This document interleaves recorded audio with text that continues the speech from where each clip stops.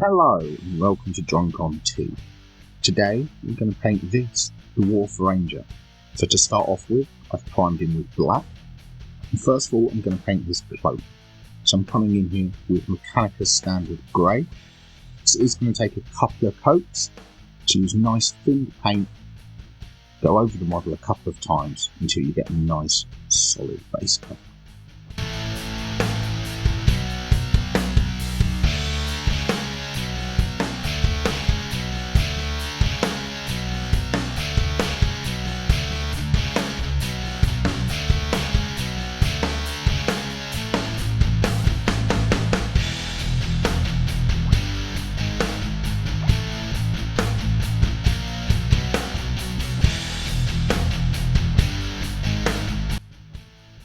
As you can see, after the first coat it's still a little bit patchy, so I'm coming in with a second coat just to give it a nice solid cover of Mechanicus Standard Grey.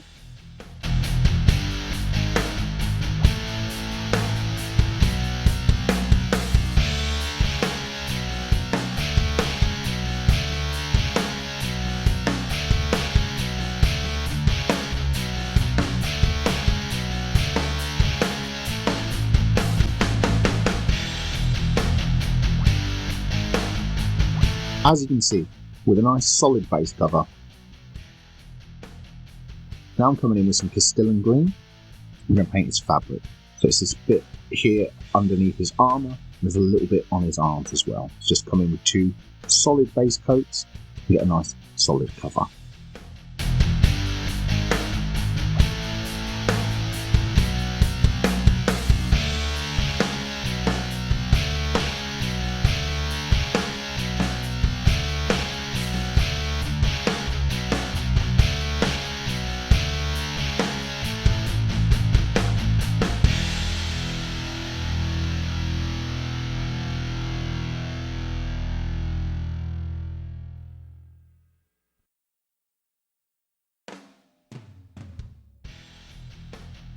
With a couple of coats of Castilian green down. Next is we're going to paint any of the wood, so the axe shafts. So for this, I'm coming in with Dryad bark and just picking out all of the wood on those axe shafts. So you've got the one here in his two hands, and there's also one attached to his belt as well. So make sure you catch that with a nice coat of Dryad bark.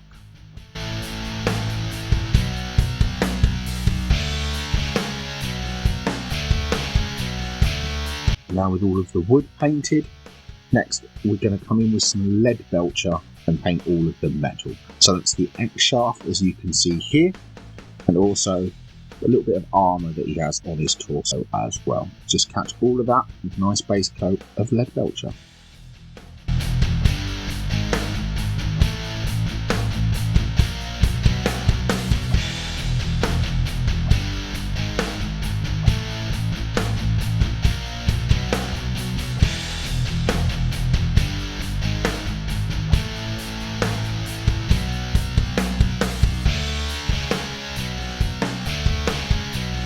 Now with the metallics painted, it's really starting to come together. So the next thing I'm going to paint on him is the leather. So I'm coming in and doing this on his trousers here with a base coat of Rhinox hide. He also has a pouch on his waist as well, so make sure you catch that with a nice solid base cover of Rhinox hide.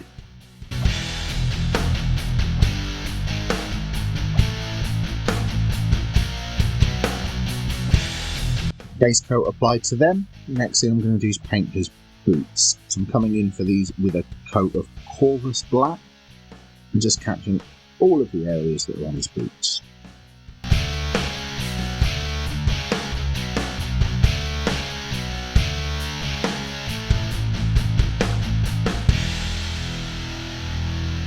There you go, his boots are now painted. We're almost finished with the base coats. So next I'm going to come in to paint his skin. I'm doing this with a layer of Bugman's Blood. Obviously this is quite a thin paint, so it is going to take a couple of coats. Be nice and careful, you don't want to get this over any of the base coat you've already applied. Just work your way around, catch all of his face and his hands as well.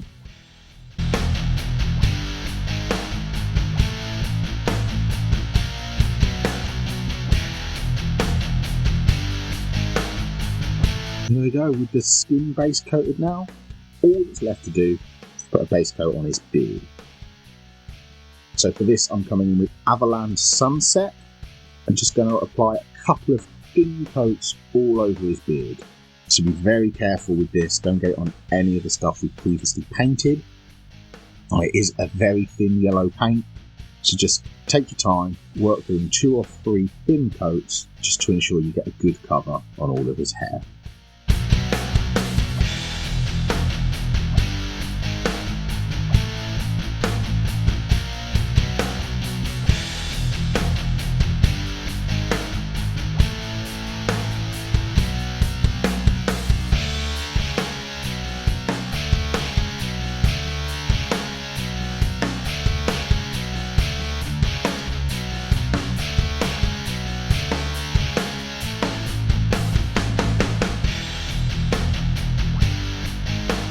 And there we are, that's all of the base coats applied. So the next step now is going to start doing some shades. To start off with, I'm shading the skin and the beard. I'm doing this with some Reikland Flesh Shade. Just cover all of the beard and his hands with Reikland Flesh Shade.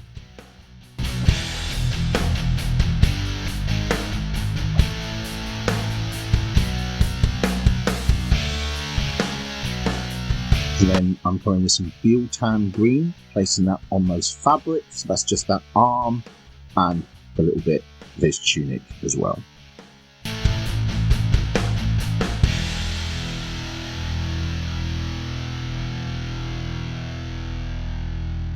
And then the final shade is everything else gets a coat with Nuln Oil. So that's all of the metallics, the wood, his cloak, and his boots as well.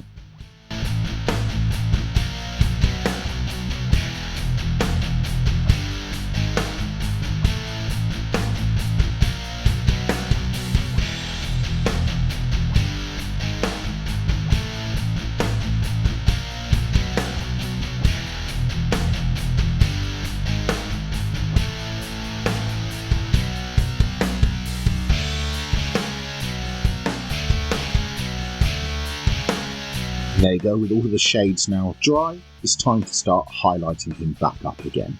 To start off with, I'm going to start on his cloak, so I'm coming in with some Mechanica Standard Grey.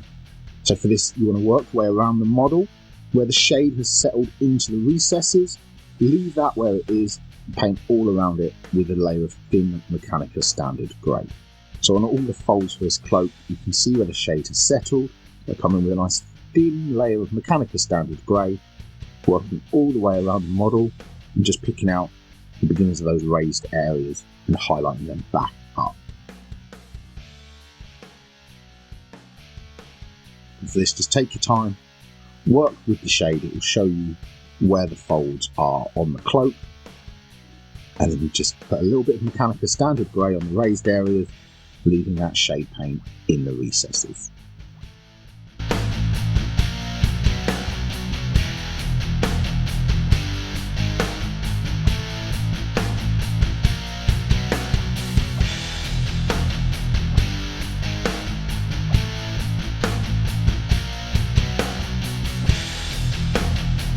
There with the first layer of Mechanica Standard Grey down, starting to add those transitions back onto the cloak. So the next is to come in with a 50-50 mix of Mechanica Standard Grey and Dawnstone, and place this in the middle of those previous Mechanica Standard Grey steps we just laid down. So you have this nice and thin, work your way around, everywhere where you laid down some Mechanica Standard Grey before, just put a little bit of the 50-50 mix into the middle of those areas. So because the cloak is so much of the model, you do want to take your time on this step and make sure it looks really good, because this will be one of the big focal points of the miniature.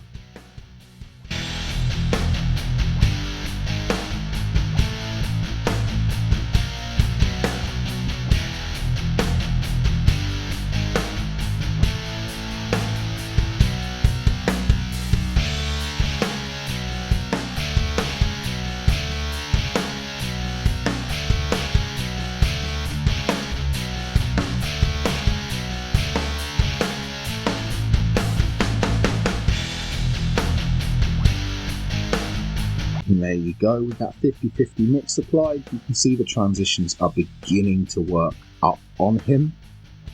So the next step is to come in with a bit of pure Dawnstone, and once again I've placed this sort of in the middle of those previous two steps. This is kind of like a chunky highlight now, so sort of on all the more prominent folds and creases, put a line of Dawnstone, sort of working way towards the edges and raised areas of the cloak.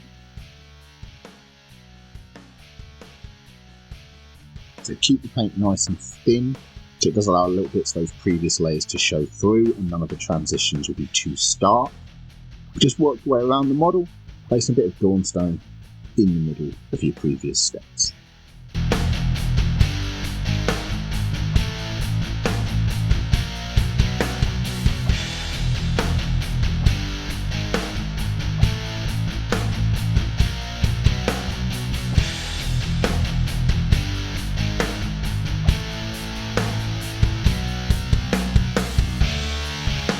And there you go, with those highlights applied, the cloak's really coming together. There's just one final edge highlight to apply now.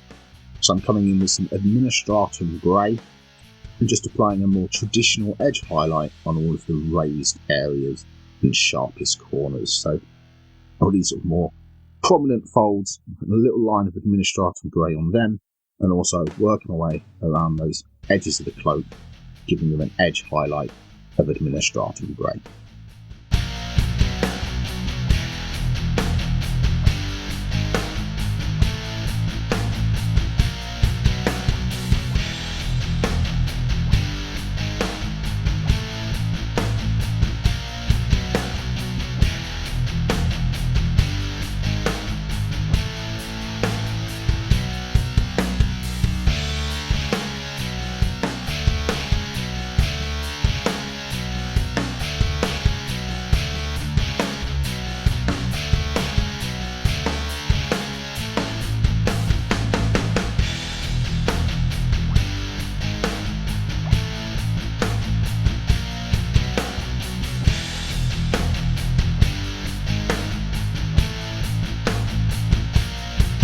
And there we go, with all the final highlights applied, the cloak is looking really nice now. So the next thing I'm going to highlight is his skin. So for this I'm coming in with some Cadian Flesh Tone and applying this sort of on the areas of the face and the hands where the shade hasn't settled. So that's sort of the cheeks, the eyebrows, the nose, the back of the hands and the fingers. So where the shade hasn't settled, a little bit Cadian Flesh Tone, it's nice and thins down, so you can come in with a couple of coats on this just to build up some first stage highlights. And then once those are dry, I come in with a little bit of Kislev Flesh and apply this on the most prominent points. So that's the nose, the eyebrows, the bottom lip if you can get to it, as well as the cheeks and the knuckles of the hand as well.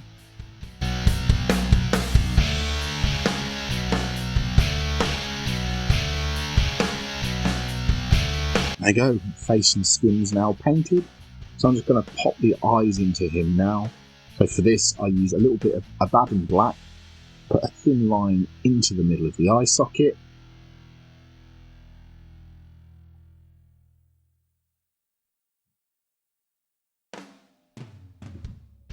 Now I come in with a little bit of White Scar and put a line in the middle of that black.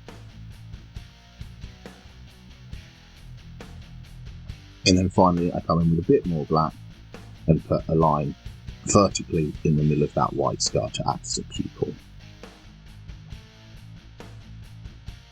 And there you go, his face is now complete.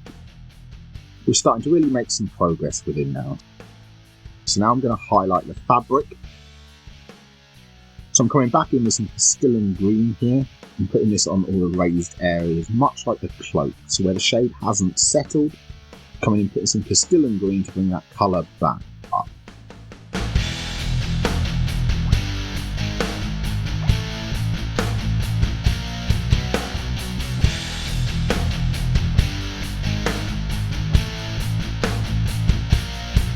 There you go, with that first stage done, you've added a bit of definition back to the fabric.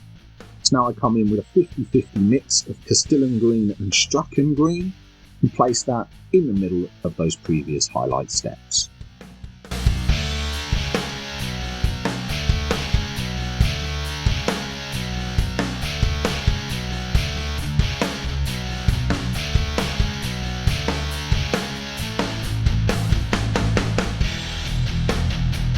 And there you go, the fabric's almost complete. Just one more edge highlight now of pure strapping green just on the most raised folds and the edges of all the cloth.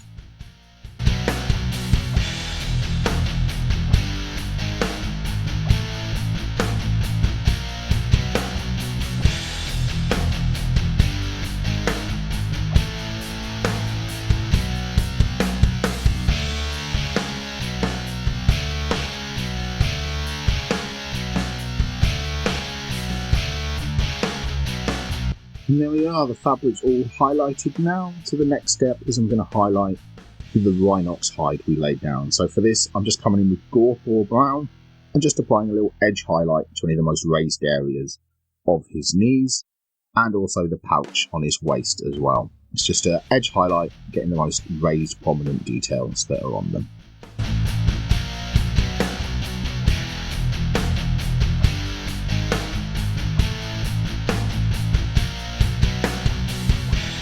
I'm going to highlight his boots. For this, I just come in with a thin line of Mechanica Standard Grey and catch sort of the tips of his toes and any prominent folds that are sculpted into the boots.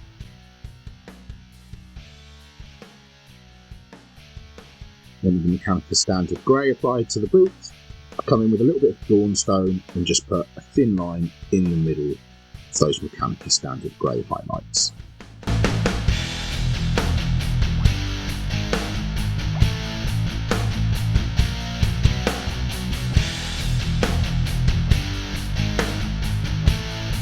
There you go, it's the boots highlighted. So now I'm going to highlight the wood. For this, I just do an edge highlight with Baneblade Brown. So for this one here on his waist, I just put a line straight up the middle. And for the two-handed axe he's holding, I do a more traditional edge highlight, just running the side of my brush around the sharp edge.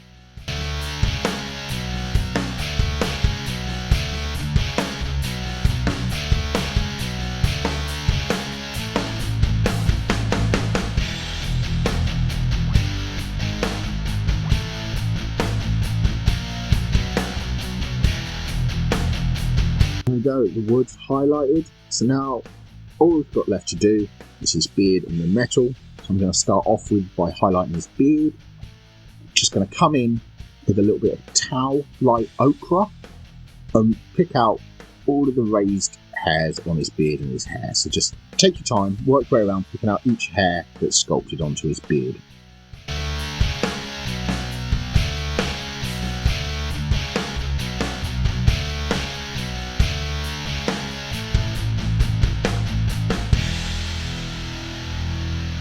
There we go, with the beard highlighted, all that's left now is to highlight the metallics. So for this, just come in with a little bit of Stormhost Silver, and just do an edge highlight around all of the sharpest points of all of the metallics. Armour on his chest and around the axe. So anything that's raised up, just put a little line of Stormhost Silver around the edge.